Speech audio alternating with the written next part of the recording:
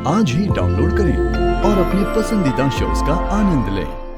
शक्ति के घर पे उसकी बहन की सगाई है। उसकी चाची ने उसको साफ साफ मना किया था मेरे आसपास भी नहीं रहने, लेकिन वो सब कुछ छोड़ के फिर भी यहाँ आई। किसे बचाने के लिए? मुझे।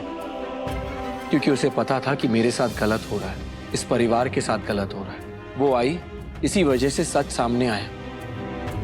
मेरा सपना बचा, मेरी रेप्यूटेशन खराब होने से बच गई। और आपने क्या किया? पुलिस स्टेशन में उसके परिवार का अपमान किया। जिस परिवार ने तुमको अपने घर में वार त्योहार पर बुलाया, दान दक्षिणा दी, मान सम्मान दिया, और उसी परिवार के दुश्मन तुम्हारी भतीजी बन बैठे। गरीबों की कोई इज्जत नहीं होती है, ऐसा आपको लगता है तो आपको लगा कि किसी दूसरे की कोई इज्जत नहीं। आज अखबार में फोटो आई है, कल वीडियो निकल जाएगा। वो जब यहाँ आई तो शक्ति का अपमान किया। सबके सामने मेरे बेटे का हाथ पकड़ रही है। अजीब बेशर्म लड़की है ये। पापा, जब कोई आपके लिए कुछ अच्छा करता है उसे तो थैंक यू बोलना चाहिए। आपने अभी अभी मेरी तारीफ की क्योंकि मैंने सही काम किया। अब आपकी बारी है कि आप सब कुछ सही कर दें।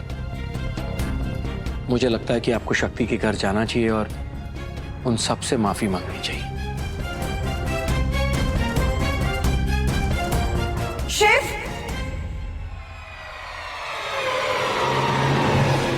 पागल हो गए हो क्या?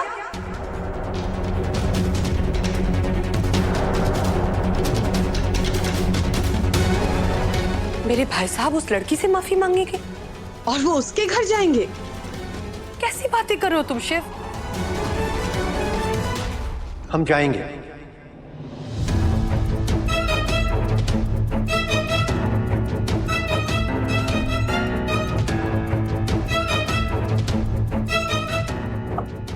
मंदिरा बेटा, जब गलती की है तो फिर माफी मांगने में कैसी शर्म।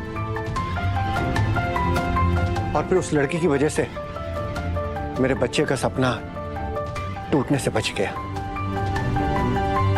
मंदिरा बेटा, उस लड़की की वजह से शिवाज भी एमडी है, मेन ट्रस्टी है, हॉस्पिटल से रिजाइन नहीं करना पड़ा। इसीलिए मैंने सोचा है कि मैं उससे माफी मांगने जाऊंगा।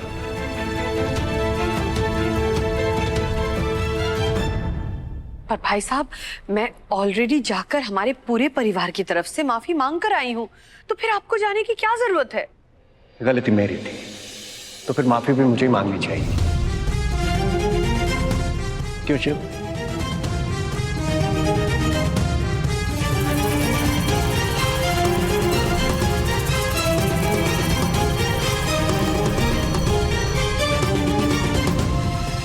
थैंक यू पापा। चले बेटा।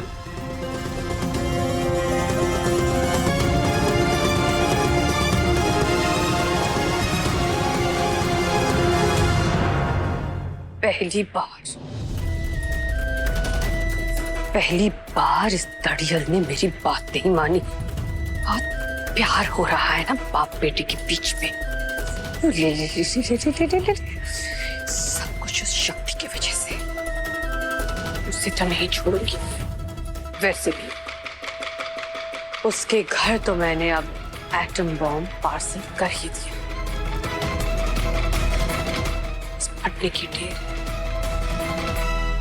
रंजन बेटा, बहुत बहुत शुक्रिया, बहुत बहुत आभार हो, तूने ये रिश्ते के लिए हाँ कर दिया। वो सब कहते हैं ना कि हमको दामाद के रूप में बेटा मिला, पर मुझे तो दामाद के रूप में भगवान मिला है। भाई, तूने रिमझिम के साथ रिश्ता जोड़ने के लिए हाँ कह के हमारी इज्जत और हमारी जान दोनों बचा ली हो पापा। एक मिनट,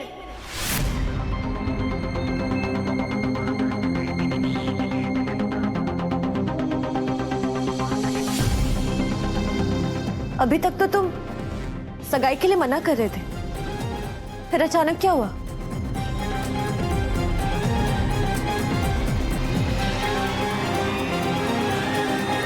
वो एक्चुअली हमारी मम्मी ने सिखाया कि बड़ों की इज्जत करनी चाहिए, खासकर औरतों की। अब मनोरमा आंटी कह रहे हैं कि रिमझिम का कोई अफेयर नहीं है, तो नहीं होगा। शायद हमसे ही कोई गलती हुई होगी। एकदम से क्या हुआ?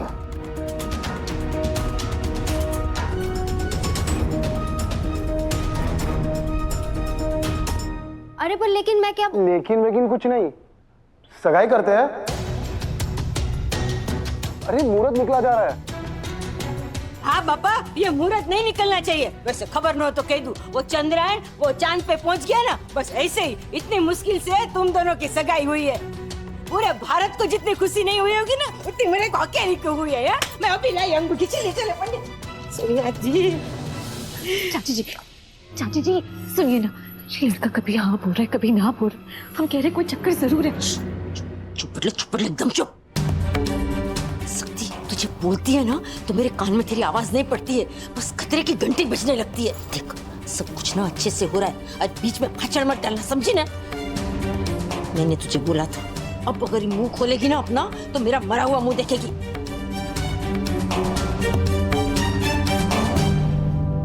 अरे चलो चलो रिमझिम, आजा बेटा आजा। अरे वाह, पहना दे, पहना।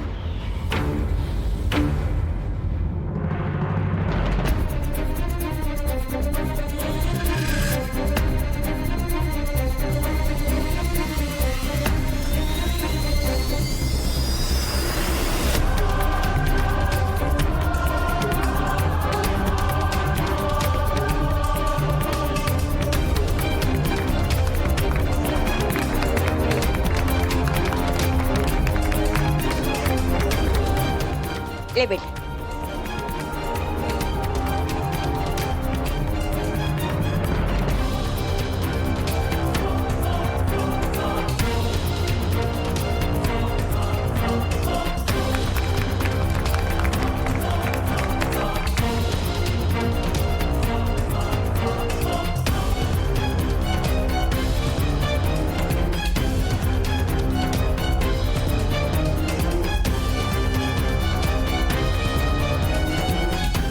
बड़ों का पैर छू चले हैं?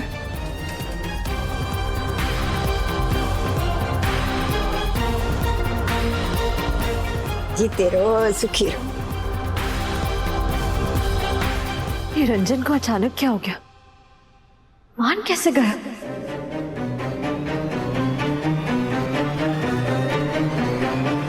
ये घर के बाहर क्यों गया था? और ऐसा क्या हुआ कि वापस आने के बाद इसके मुंह में से सिर्फ फूल झड़ रहे? कुछ तो गड़बड़ है। तेरे और तेरे परिवार पर अब खतरा नहीं, खतरे का बवंडर आ चुका है शक्ति शर्मा। हे भोलेनाथ, हमें ऐसा क्यों लग रहा है कि हमारे परिवार पे कोई खतरा आने वाला है? तूने मेरे घर में आकर मुझ पर वार किया है, अब मैं तेरे घर में घुसकर तुझे बर्बाद कर दूंगी।